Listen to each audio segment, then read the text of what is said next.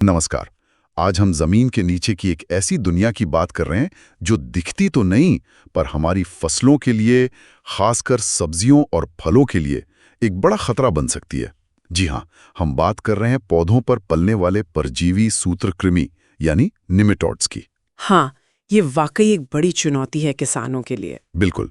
तो आज हम इन्हीं निमेटोड्स को थोड़ा और समझेंगे और साथ ही सिंजेंटा की एक नई तकनीक, टाइमेरियम तकनीक पर आधारित समाधान वनीवा के बारे में भी जानेंगे। देखते हैं ये अनदेखे दुश्मन से कैसे निपटा जा सकता है। ठीक है, चलिए इसे खोलते हैं। तो ये जो निमेटोड्स हैं, ये इतने छोटे होते हैं, दिखते भी नहीं, फिर ये इतना खतरनाक कैसे हो जाते हैं? मतलब करते क्या हैं ये आखिर?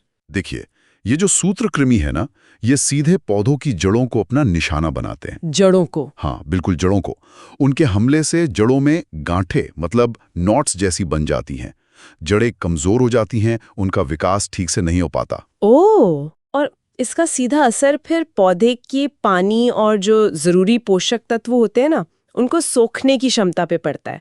वो क्षमता बहुत कम हो जाती है। अच्छा। और यहाँ दिलचस्प बात यह है कि ये नुकसान सिर्फ जड़ों तक सीमित नहीं रहता, मिट्टी में फैलकर ये पूरी फसल को खतरे में डाल सकते हैं।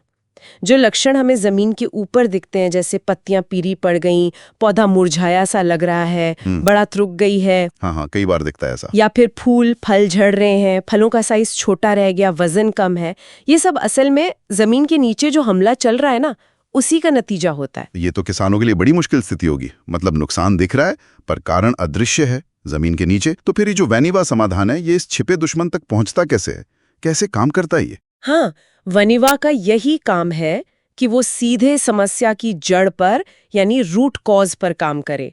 ये मिट्टी के नीचे मौजूद इन निमेटोड्स को कंट्रोल करता है और इस तरह फसल की नींव यानी जड़ों को सुरक्षा देता है। और अच्छी बात यह है कि ये कई तरह के हानिकारक निमेटोड्स पर असरदार है। कई तरह के? अच्छा जी। अगर हम इसे बड़ी तस्वीर से जोड़ें तो वनीवा का असर काफी लंबे समय तक रहता है। आप मानकर चलिए कि मिट्टी में लगभग 2 से 3 महीने तक एक सुरक्षा कवच जैसा बनाकर रखता है। 2-3 महीने? ये तो काफी लंबा समय है। हाँ, ये महत्वपूर्ण है क्योंकि कई पुराने तरीकों में बार-बार इस्तेमाल की जरूरत पड़ती थी। इसमें एक और खास बात है, इसकी प्रणालीगत यानी सिस्टमिक एक्टिविटी। सिस्टमिक? जब मतलब ये पौधे के अंदर चला जाता है? हाँ, कहने का मतलब है कि ये पौधे के सिस्टम में जाकर काम करता है। ये निमेटोड्स को जड़ों के अंदर घुसने से रोकता है। और एक और अच्छी बात यह है कि इसे मिट्टी के स्वास्थ्य और जो लाभकारी सूक्ष्मजीव होते हैं ना मिट्टी में, उनके लिए सुरक्षित बताया गया है। उन्हें यह नुकसान नहीं पहुंचाता। ये तो बहुत जरूरी बात है, मिट्टी का स्वास्थ्य। किसानों को इससे क्या ठोस फायदे मिलते हैं और किन फसलों के लिए ये ज्यादा उपयोगी है? हाँ, बिल्कुल अलग है। फायदों की बात करें तो जैसा मैंने कहा, कई तरह के निमेटोड्स पे कंट्रोल और वो भी लंबे समय तक। इसे इस्तेमाल करना भी आसान है, ड्रेंचिंग या ड्रिप सिंचाई के जरिए दे सकते हैं।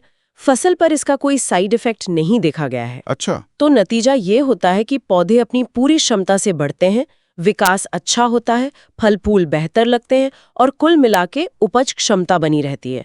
जहाँ तक फसलों की बात है तो जानकारी के मुताबिक इसे खास तौर पर टमाटर, खीरा, भिंडी जैसी सब्जियों और केले के लिए सुझाया गया है। अच्छा, सब्जियां और केला। हाँ, क्योंकि इन फसलों में जड़ गांठ रोग वाले सूत्रकृमि जैसे मेलोडोगाइनी इनकॉग्निटा या केले में जड़ों को सड़ाने वाले सूत्रकृमि जैसे रेडोफॉलिस सिमिलिस, इनका खतरा ज्यादा रहता है। समझ गया।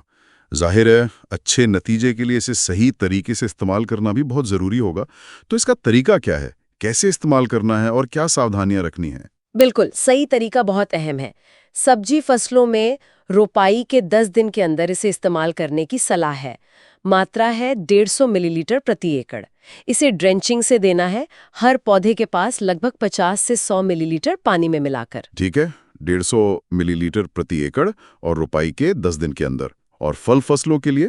फल फसलों के लिए मात्रा थोड़ी ज्यादा है, 200 मिलीलीटर प्रति एकड़, और इसे प्रति पौधा 1 से 2 लीटर पानी के साथ मिलाकर ड्रेंच करना है। ओके। और सावधानियां? हाँ, कुछ चीजें ध्यान में रखनी है। पहली बात, जब आप ड्रेंचिंग कर रहे हो तो मिट्टी में हल्की नमी होनी चाहिए, सूखी मिट्टी में नहीं। अच्छा, नमी जरूरी है। हाँ, दूसरी बात, ड्रेंचिंग के फौरन बाद हल्की सिंचाई कर दें। इससे क्या होगा कि दवा जड़ों तक अच्छे से पहुंच जाएगी। ठीक है। और तीसरी बात ध्यान रखना है कि दवा सीधे पौधे के तने पर ना गिरे, उसे जड़ों के आसपास की मिट्टी में ही डालना है। समझ गया। तो इस सब का क्या मतलब है, मतलब निचोड़ क्या है? कुल मिलाकर सार यही लगता है कि हमारी फसलों की अच्छी सेहत के लिए जमीन के नीचे क्या चल रहा है उस पर ध्यान देना बहुत जरूरी है। और वनीवा जैसे समाधान इसमें एक अहम भूमिका निभा सकते हैं, जो सीधे जड़ों को सुरक्षा देते हैं। बिल्कुल। और यह हमें एक और सवाल पर सोचने को मजबूर करता है। वलीवा जैसे विशिष्ट उत्पादों से आगे बढ़कर मिट्टी के स्वास्थ्य के और कौन से अनदेखे पहलू हो सकते हैं, जैसे कि मान लीजिए सूक्ष्म पोषक तत्वों की कमी या मिट्टी में जो दूसरे जीवंत घटक हैं उनका संतुलन, जिन पर शायद हमें टिकाऊ और बेहतर खेती के लिए और ज्यादा ध्यान देने की जरूरत है।